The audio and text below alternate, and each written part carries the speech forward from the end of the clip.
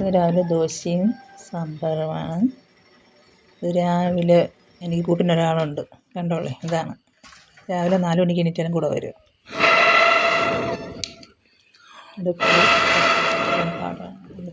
തീരം ഉപയോഗിച്ചാണ് കത്തിക്കണേ. നിങ്ങളുടെ സാമ്പാർ കലക്കുന്നത് എൻ്റെ അടിയിൽ ഒരാൾ ഇരിപ്പുണ്ട്, കായം. അവനെ കലക്കുന്നതാണ് എടുത്തിട്ട്, അല്ലെങ്കിൽ ആരെയും പച്ചയോടെ അതിനെ തിന്നേണ്ടി വരും. ദോശയും സാമ്പാർ ഒരാൾക്ക് വേണ്ടി മാറ്റിയെടുക്കണം. പെട്ടെന്നുണ്ടാക്കിയ തട്ടിക്കൂട്ട് സാമ്പാറാണ്.